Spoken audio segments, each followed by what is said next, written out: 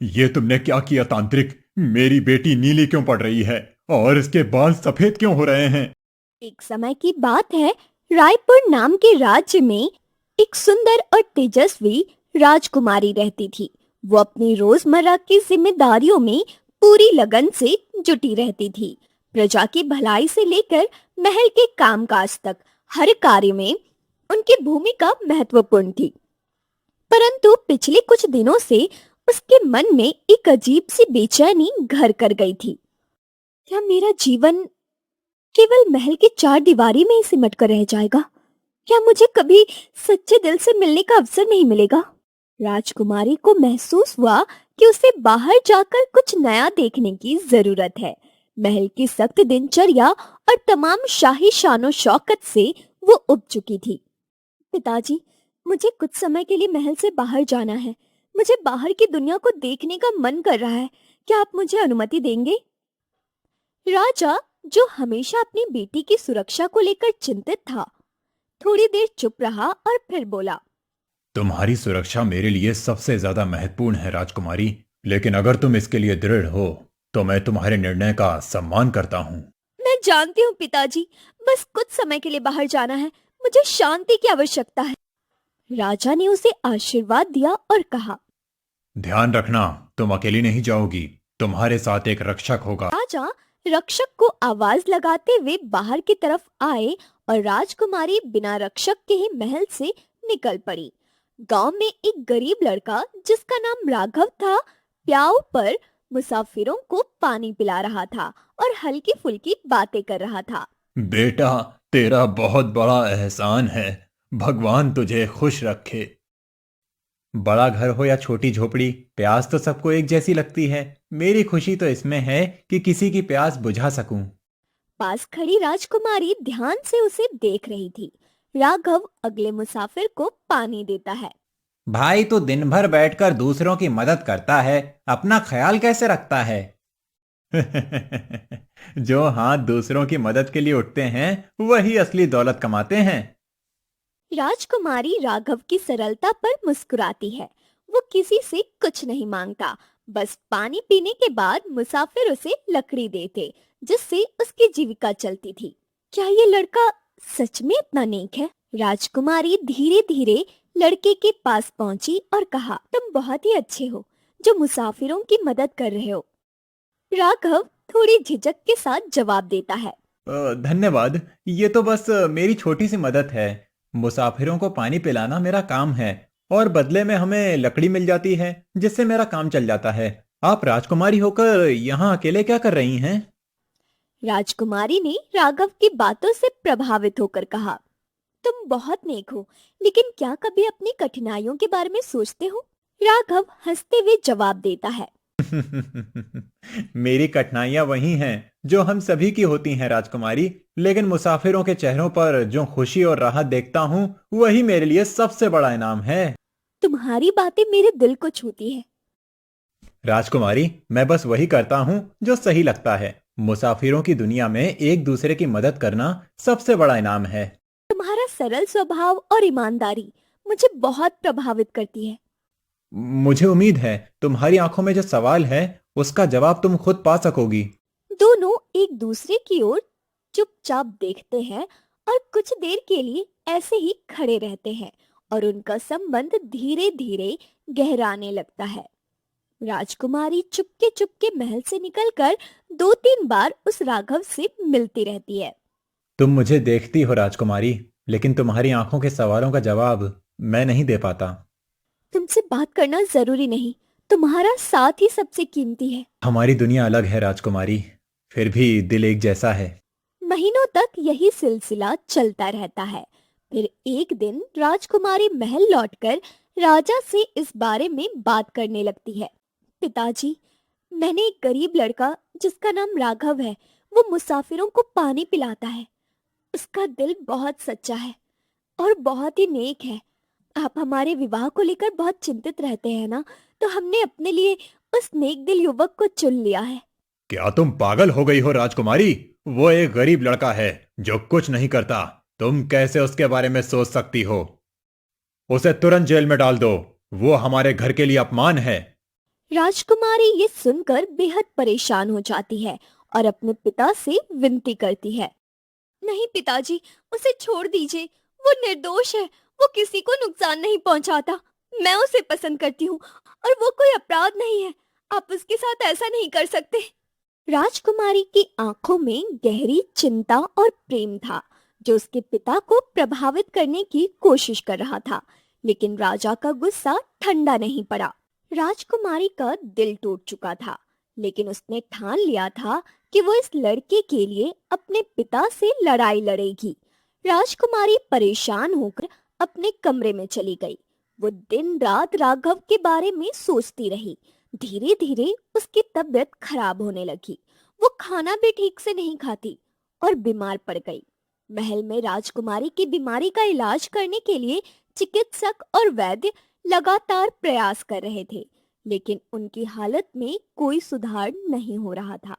राजकुमारी की बीमारी दिन ब दिन बढ़ती गई और उसका शरीर कमजोर होता गया।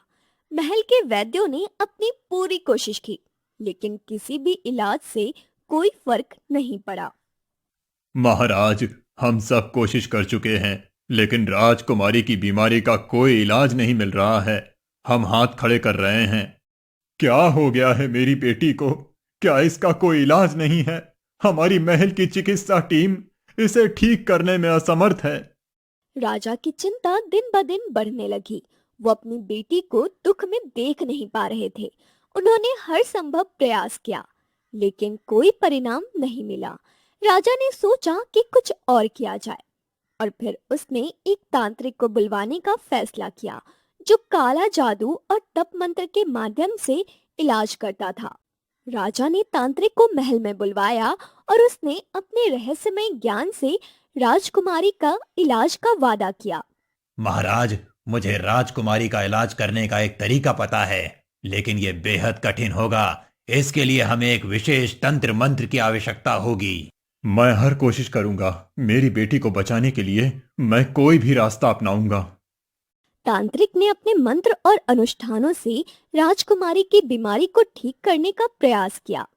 हे आकाश, धरती और जल के देवता, हमारी प्रार्थना सुने। राजकुमारी की बीमारी दूर करें और इसे स्वस्थ करें।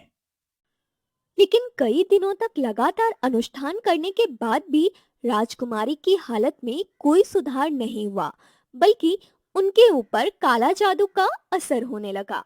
वो और भी कमजोर हो गई और अजीब हरकतें करने लगी। तुम्हारे तंत्र मंत्र ने मेरी बेटी को ठीक करने के बजाय और बीमार कर दिया है। यह सब तुम्हारे काले जादू का परिणाम है। सैनिकों, इस तांत्रिक को तुरंत महल से बाहर निकाल दो। मैं इसे और बर्दाश्त नहीं कर सकता। तांत्रिक को महल से निकाल दिया गया। महल में तांत्रिक की असफलता और राजकुमारी की बिगड़ती हालत की खबर आसपास के क्षेत्रों में फैल चुकी थी। ये सुनकर एक साधु, जो अपनी बुद्धिमानी और आध्यात्मिक ज्ञान के लिए प्रसिद्ध था, राजकुमारी की मदद करने का निर्णय लेता है। साधु एक साधारण भेष में अपने हाथ में एक कमंडल और माला लिए महल के मुख्य द्वार पर पहुंचता है। हे पुत्र, मैं एक साधारण साधु हूँ। मैंने सुना है कि महाराज की बेटी बीमार है। मैं उनसे मिलना चाहता हूँ। हो सकता है कि मैं उनकी सहायता कर सकूं। साधु बाबा, महल में ऐसे ही प्रवेश नहीं मिलता। पहले हमें यह बताओ कि तुम राजकुमारी की बीमारी के बारे में कैसे जानते हो? पुत्र, ये मेरी साधना का परिणाम है। मेरे ध्यान में ये बात आई कि महाराज कठिनाई में हैं। मैं यहाँ उनकी मदद के लिए आया हूँ। मुझे महाराज तक पहुँचने दो, बाकी सब वो खुद समझ जाएंगे।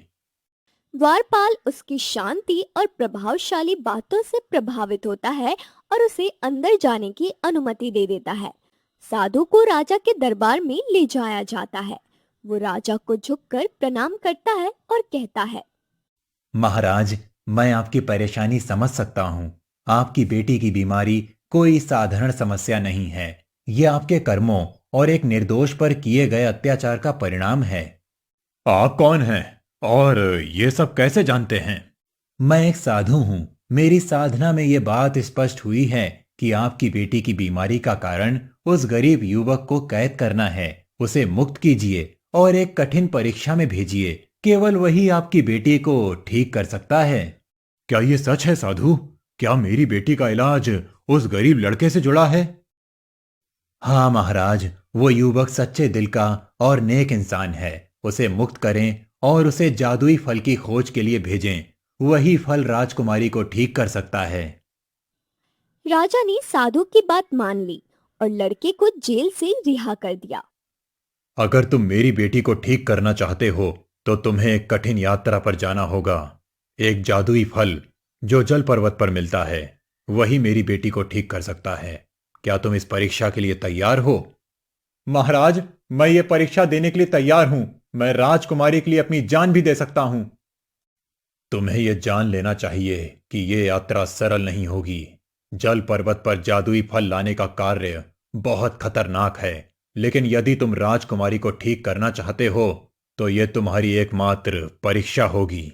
महाराज, मैं ये परीक्षा देने के लिए तैयार हूं, लेकिन मैं राजकुमारी को एक बार देखना चाहता हूं ताकि मैं अपनी प्रतिज्ञा को और मजबूत बना सकूं। ठीक है, तुम्हें उससे मिलने की अनुमति है। राजा राघव को राजकुमारी के कक्ष में ले जाता है। राजकुमारी बिस्तर पर पड़ी होती है। उसका चेहरा नीला पड़ चुका था और उसकी हालत गंभीर दिख रही थी। लड़का उसे देखकर स्तब्ध रह गया। ये क्या हो गया राजकुमारी को? राजकुमारी इतनी कमजोर और असहाय क्यों दिख रही हैं? ये वही काला जादू है जिसने मेरी बेटी को इस हालत में पहुंचा दिया। केवल जल पर्वत का जादुई फल ही इसे ठीक कर सकता है।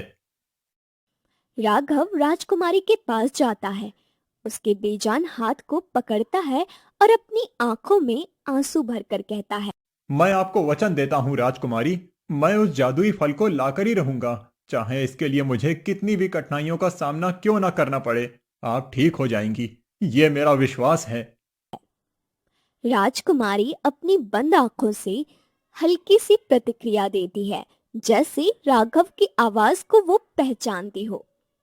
युवक, तुम्हारा साहस देखकर मुझे गर्व हो रहा है, पर याद रखना, यह यात्रा तुम्हारे जीवन की सबसे कठिन यात्रा होगी।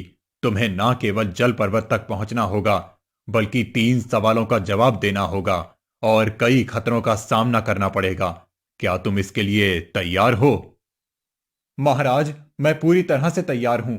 मैं अपना जीवन भी इस कार्य के लिए दांव पर लगा दूंगा। राजा राघव की निष्ठा देखकर उसे आशीर्वाद देता है। जाओ राघव, देवता तुम्हारे साथ हों। राघव राजकुमारी को बचाने के लिए जल पर्वत की ओर निकल पड़ता है। रास्ता बेहद कठिन और खतरनाक था। उसे कई बाधाओं और रहस्यमयी पात्रों का सामना करना पड़ता है, जिससे उसे अपनी बुद्धि, धैर्य और साहस का परिचय देना होता है। राघव एक गहरी और बहाव वाली नदी के किनारे पहुंचता है। तभी नदी अचानक बोलने लगती है, हे यात्री, यदि तुम मुझे पार करना चाहते हो तो मेरा सवाल हल करो। यदि गलती की तो मेरी लहरें तुम्हें बहा ले जाएंगी।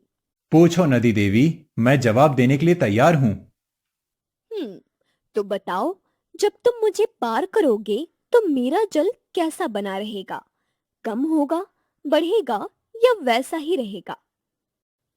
राघव सोचता है और जवाब देता है, जब मैं तुम्हें पार करूंगा तो तुम्हारा जल वैसा ही रहेगा, क्योंकि जो आता है वो चला जाता है।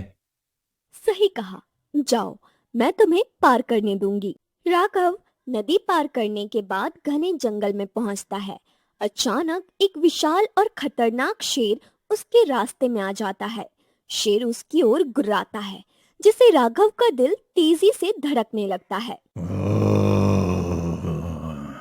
मेरे जंगल में बिना मेरी अनुमति आए, अब तुम्हें इसकी कीमत चुकानी होगी। क्या तुम्हें अपनी जान बचानी है तो मेरी शर्त मानो। क्या शर्त है जंगल के राजा? मैं तैयार हूं। ये बताओ, सबसे बड़ा साहस क्या है? डर से भागना, उससे लड़ना या उसे स्वीकार करना? युवक कुछ पल सोचता है और फिर गहरी सांस लेकर जवाब देता है, सबसे बड़ा साहस है डर को स्वीकार करना। जब हम अपने डर को पहचानते हैं और स्वीकार करते हैं, तभी हम सच्ची ताकत पा सकते हैं। शेर ये सुनकर शांत हो जाता है और गहरी नजरों से राघव को देखता है। सही उत्तर। तुमने साबित कर दिया कि तुम ना केवल बहादुर हो बल्कि समझदार भी हो। जाओ, मैं तुम्हें आगे जाने दूंगा। राघव शेर की चुनौती पार करके गहरी सांस लेता है और आगे बढ़ता है। जंगल के और भीतर जाते ही वो एक अद्भुत दृश्य देखता है। चारों ओर हरियाली, फूलों की महक और एक छोटी सी झील। झील का पानी क्रिस्टल जैसा साफ और चमकदार था। झील के पास एक सुंदर स्त्री खड़ी थी जो उसे देखकर मुस्कुरा रही थी। हे साहसी युवक, तुम इतने थके हुए और भूखे दिख रहे हो। आओ, इस झील का पानी पियो और थोड़ा विश्राम करो। मैं तुम्हारी मदद करूंगी। कब झील की ओर बढ़ता है, लेकिन जैसे ही वो पानी के करीब जाता है उसे एक अजीब सी बेचैनी महसूस होने लगती है। उसे लगता है कि कुछ गड़बड़ है। तुम कौन हो और ये स्थान इतना शांत और सुंदर क्यों है, जबकि मैं खतरनाक रास्तों पर हूँ? स्त्री, जो असल में एक छलावा थी, अचानक जोर जोर से हंसने लगती है। उसकी आवाज गूंजने लगती है और झील का दृश्य गायब हो जाता है। अब राघव खुद को एक काले अंधेरे में पाता है जहां चारों ओर कुछ भी दिखाई नहीं देता। मैं तुम्हारी सबसे बड़ी परीक्षा हूं। तुम्हारी लालच, कमजोरी और भय का परीक्षण करूंगी। क्या तुम खुद को बचा सकते हो? मैं किसी लालच या डर में नहीं फंसूंगा। मेरा लक्ष्य है राजकुमारी को बचाना। मुझे कोई भी इस रास्ते से भटका नहीं सकता। यह सब भ्रम है। मैं इस जाल में नहीं फंसूंगा। जैसे ही वो ये कहता है, चारों ओर का अंधकार टूट जाता है और छलावा गायब हो जाता है। वो फिर से जंगल में खुद को पाता है। कितना खतरनाक था, लेकिन मैंने इसे पार कर लिया। अब आगे बढ़ना होगा। राघव अपनी यात्रा जारी रखता है और कुछ दूरी पर उसे एक नदी दिखती है। नदी के बीच में एक आदमी डूबता हुआ मदद के लिए चिल्ला रहा होता है। मुझे बचाओ, मैं डूब रहा हूँ, कोई है? राघव का दिल दया से भर जाता है और वो तुरंत उसे बचाने के लिए दौड़ता है। चिंता मत करो, मैं तुम्हें बचाने आ रहा हूँ। जैसे ही राघव नदी में छलांग मारता है और उस व्यक्ति तक पहुंचता है, उसे एहसास होता है कि ये कोई साधारण आदमी नहीं है। वो आदमी अचानक विकराल रूप ले लेता है और एक शैतान में बदल जाता है।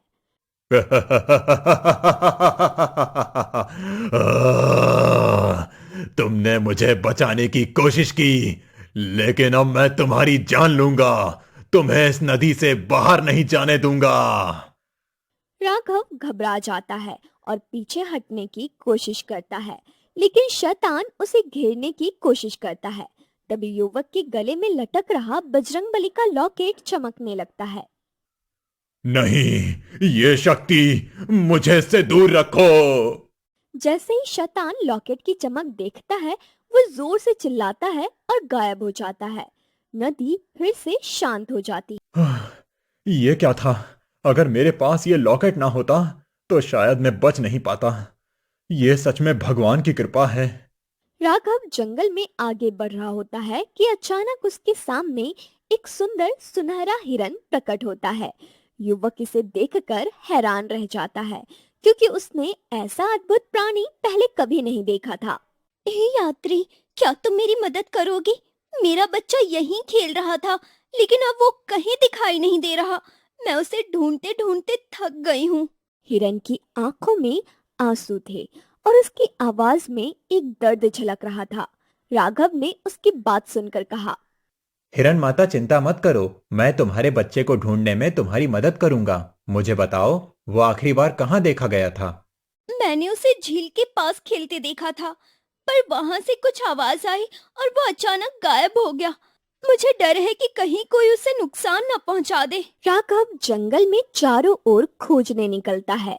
वो हर झाड़ी, हर गुफा और हर पेड़ के नीचे देखता है, लेकिन हिरन का बच्चा कहीं नहीं मिलता। क्या वो बच्चा कहीं दूर चला गया है? मुझे हार नहीं माननी चाहिए। वो अपनी खोज जारी रखता है और आखिरकार एक घनी झाड़ी में से कुछ हलचल देखता है। वो झाड़ियों के करीब जाकर ध्यान से देखता है। वहां हिरन का बच्चा डरा हुआ, कांपता हुआ बैठा होता है। डरो मत, मैं तुम्हें तुम्हारी माँ के पास ले जाऊंगा। राघव बच्चे को प्यार से गोद में उठाता है और सुनहरे हिरन के पास ले जाता है। हे मानव, तुमने मेरी सबसे बड़ी चिंता दूर कर दी। तुम सच में दयालु और साहसी हो। हिरन राघव को आशीर्वाद देती है और इसे एक गुप्त रास्ते का संकेत देती। आगे एक ऊंचे पेड़ पर बंदरों का झुंड था। एक बूढ़ा बंदर राघव से कहता है, यदि तुम जल पर्वत तक पहुंचना चाहते हो तो हमें ये बताओ, सबसे बड़ी ताकत क्या है? सबसे बड़ी ताकत प्रेम और एकता है। ये सभी बाधाओं को दूर कर सकती है। सही उत्तर, हम तुम्हें आगे जाने देंगे। हिरन और बंदर के बताए गए रास्ते पर चलता है और आखिरकार एक बड़ी शांत झील के किनारे पहुंचता है। झील के बीचों बीच एक चमकदार पेड़ खड़ा होता है, जिसके ऊपर एक जादुई फल लटका होता है। राघव समझ जाता है कि यही वो फल है जिसे लेकर उसे वापस महल जाना है। यही मेरी मंजिल है। मुझे ये फल किसी भी तरह पाना होगा। राघव झील में उतरता है, लेकिन जैसे ही वो पानी में कदम रखता है, झील की शांत जलधारा अचानक तेज हो जाती है। पानी उफान मारने लगता है और लहरें उसे पीछे धकेलने की कोशिश करती है। ये फल सिर्फ उसी का है जो अपने इरादों में सच्चा है। क्या तुम योग्य हो? राघव लहरों से जूझते हुए जवाब देता है। मैं इसे किसी स्वार्थ के लिए नहीं, बल्कि किसी की जान बचाने के लिए लेना चाहता हूँ। मेरी नीयत सच्ची है और मैं इस फल को पाकर रहूंगा। झील की लहरें और तेज हो जाती हैं, लेकिन राघव का विश्वास डगमगाता नहीं। वो धीरे धीरे आगे बढ़ता है। उसकी ईमानदारी और नेक दिल के कारण लहरें शांत होने लगती हैं। तुमने अपनी सच्चाई और साहस साबित कर दिया है। जाओ, फल तुम्हारा है। राघव झील के बीचों बीच पहुंचता है और जादुई फल को तोड़कर वापस किनारे पर लौटता है। राघव पूरे साहस के साथ महल लौटता है। महल में सभी उसकी बहादुरी की कहानियां सुनने के लिए उत्सुक होते हैं। राजा, रानी और वैद्य तुरंत राजकुमारी के पास उसे ले जाते हैं। तुमने वो कर दिखाया जो कोई और नहीं कर सकता था। ये फल राजकुमारी को ठीक कर देगा। राघव वो जादुई फल वैद्य को सौंपता है। वैद्य उसे काट कर राजकुमारी को खिलाता है। जैसे ही राजकुमारी फल खाती है, उसका शरीर चमकने लगता है। उसकी नीली पड़ी त्वचा गुलाबी हो जाती है और उसकी बंद आंखें धीरे धीरे खुलने लगती है। मैं कहाँ हूँ? मुझे क्या हुआ था? तुम यहाँ क्या कर रहे हो? चले जाओ, नहीं तो मेरे पिताजी तुम्हें जान से मार देंगे। नहीं राजकुमारी, मुझे कुछ नहीं होगा। आप आराम करिए। पुत्री, तुम आराम करो, इसे कुछ नहीं होगा। बेटा, तुम्हारी बहादुरी और सच्चे हृदय ने मेरी बेटी का जीवन बचाया है। मैं चाहता हूं कि तुम मेरी बेटी के जीवन साथी बनो। तुमने हमारी सबसे बड़ी चिंता दूर कर दी। तुम्हारी सच्चाई, साहस और नेक दिली ने मुझे बहुत कुछ सिखाया है। मैं अपनी बेटी का हाथ तुम्हारे हाथ में देने के लिए तैयार हूं। राजकुमारी भी खुश होती है और राघव की ओर देखती है। मैंने हमेशा तुम में एक सच्चा साथी देखा है। आज तुमने ये साबित कर दिया। इस कहानी से सीख: सच्चाई, साहस और नेक दिल इंसान कभी हार नहीं मानता। उसकी मेहनत और ईमानदारी उसे हर कठिनाई से बाहर निकालती है।